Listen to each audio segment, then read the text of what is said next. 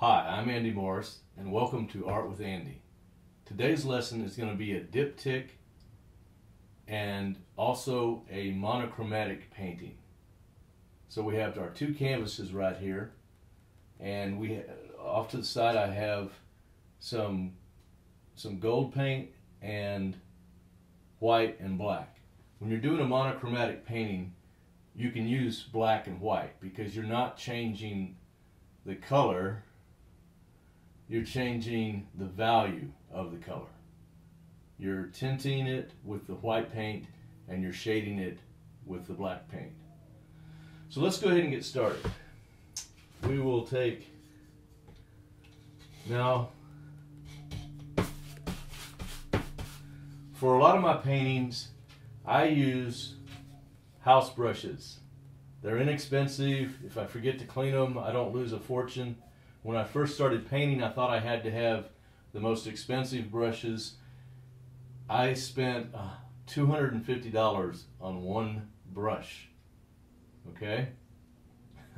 So they're out there if you want to spend that much. But for most of the work I do, I can get the effects I want with house painting brushes, sponge brushes, and for the smaller works, I do use quality sable brushes. Okay, so this is going to be a very simple design that you might call a abstract cityscape. And what we're going to do first is we want to establish a horizon line, and we want it about 1/3 the way up. So these are both 18 by 24 canvases, so 8 inches would be 1/3 up.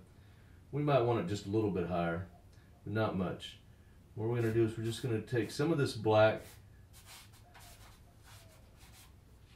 and we do want to make it fairly straight.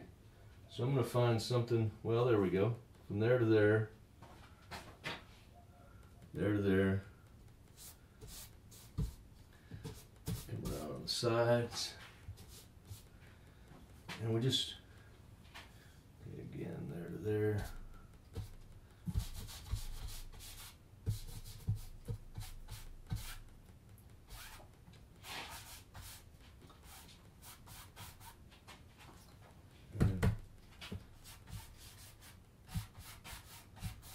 So we're just making some kind of random marks here with this black paint.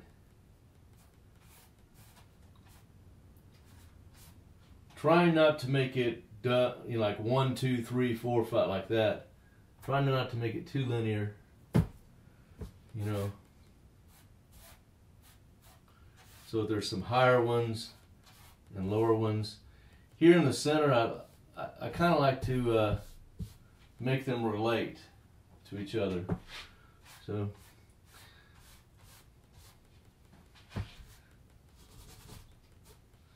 okay, now we'll put this aside, and now we're going to get a larger brush. We're going to come in with a little bit of the white. We're going to tint our gold paint. This paint is by Golden Fluid. This is Golden Fluid Acrylics. Golden's the name of the company. They make excellent quality artist grade paints. They are very expensive, so I use them sparingly because a little bottle like this might be $15. Quinacridone Nickel Azo Gold.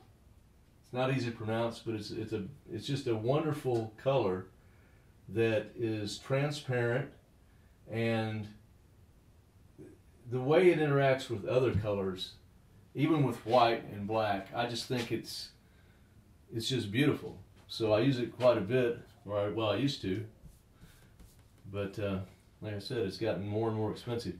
So anyway, I don't know if you can see this or not. What I have is I've tinted it quite a bit, so it's not the original color. Well, it is, but it's lighter. And now I'm just going to come in and start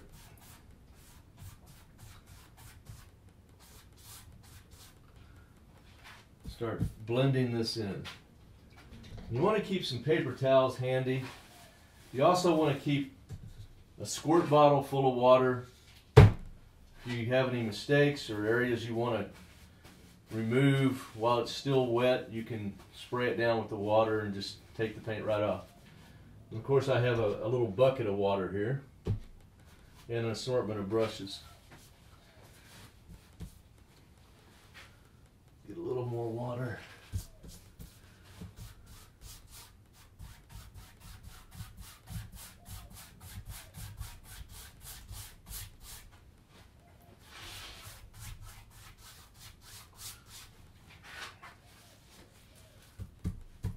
Okay, now I'm going to use that gold paint just straight.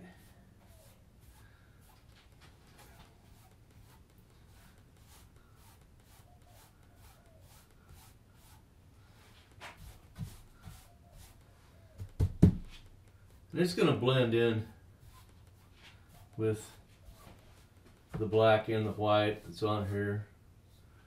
Try to get the sides. It's always a good idea.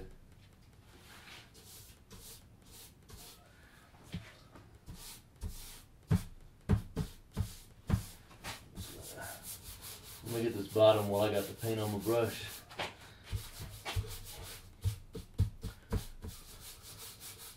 I like to paint the sides, bring the colors on around. I just think it gives it a more finished look. You don't have to, it's up to you. Some artists do, some artists don't. I didn't used to, but a lot of the designers that I was working with suggested it. So after about the third one suggested that I do that, I thought, well, they're the ones that are buying my paintings, so you know.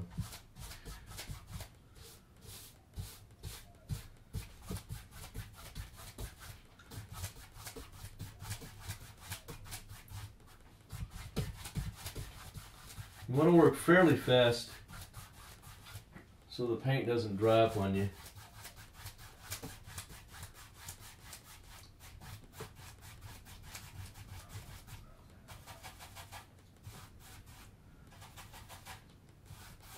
See, right there, I was scrubbing it into the canvas. There's some areas where there's no paint, and I want the paint to be more blended. So I just take the side of the brush and go like that, and then smooth it back out.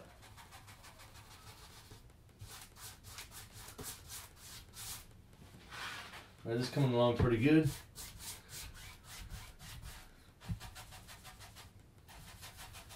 And the thing about this is, you can, now I'm just going to add a little bit more white to my brush. I'm going to put that in some places.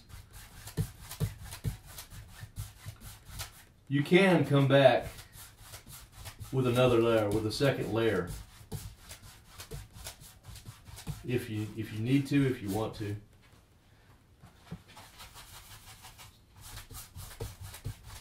A little more white, not much.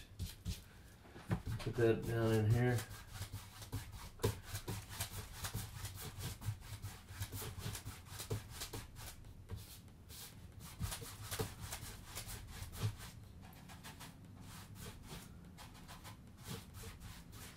Okay, I think it's time to turn these around.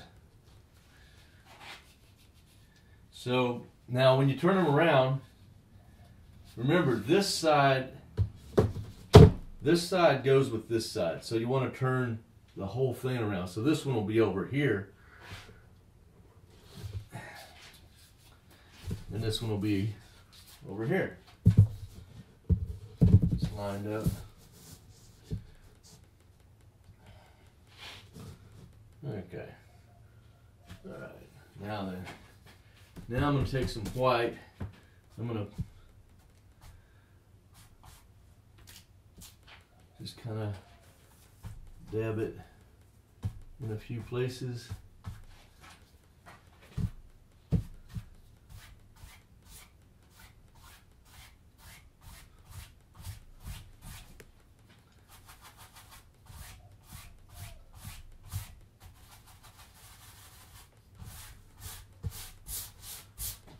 Okay.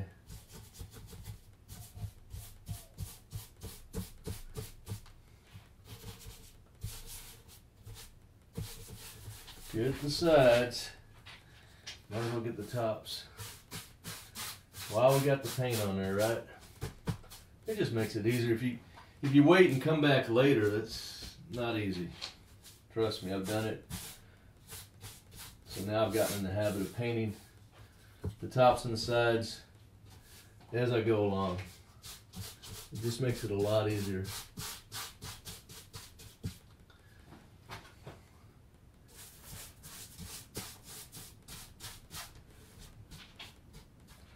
Okay, a little more white, a little more gold, a little bit of water,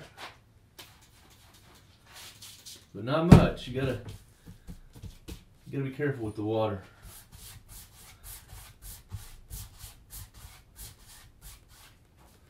Okay.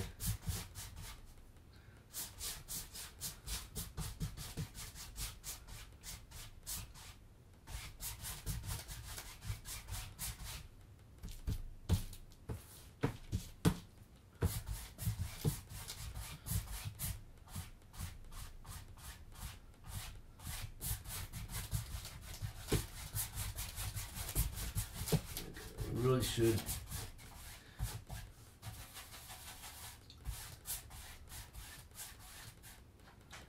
One thing I'm doing that you may not want to do is I'm working too much on one canvas. It's also moving all over the place.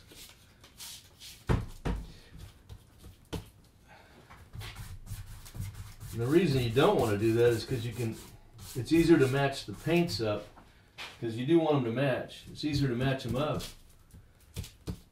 when you're working from one to the other like that instead of what I just did. But like I said, we can paint over it again, or we can do whatever we need to get it to where we want it to be. So it's not a big deal at all.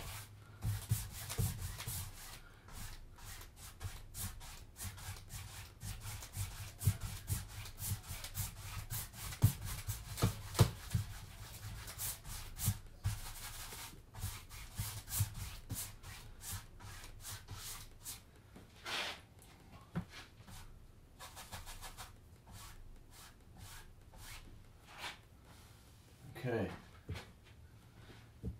it's looking pretty good. Now what we can do, if we want to, is we can take one of our smaller brushes here, make sure it's clean, and we can add just some very, very small touches of the gold in here. And that's almost, I don't even know if the camera will pick that up, but it's just a little bitty small dot.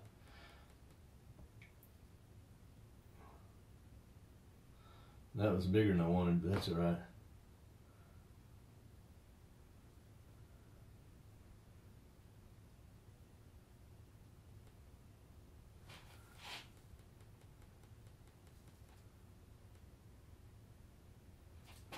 Okay, let's see how that does.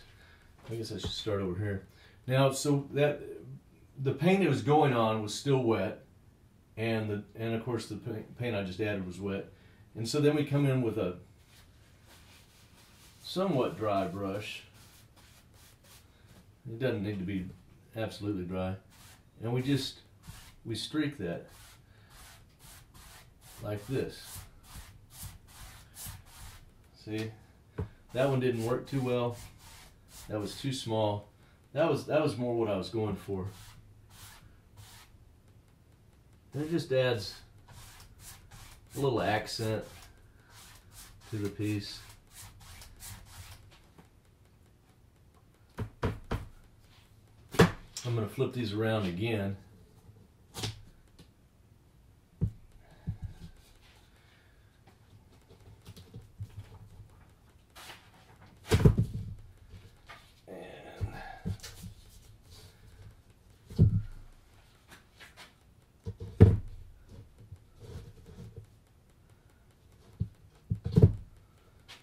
go.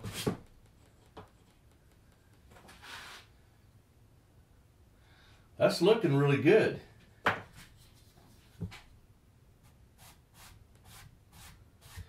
Now earlier, when I misted with this, when I just did a light squirt.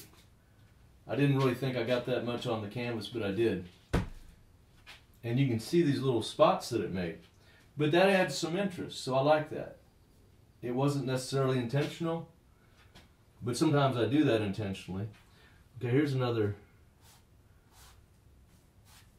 one of those little accent points. All right, well,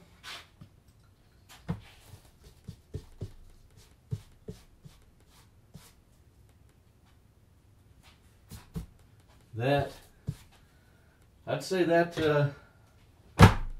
that does it for today's lesson. A very simple, basic, abstract painting. Until next time, happy painting.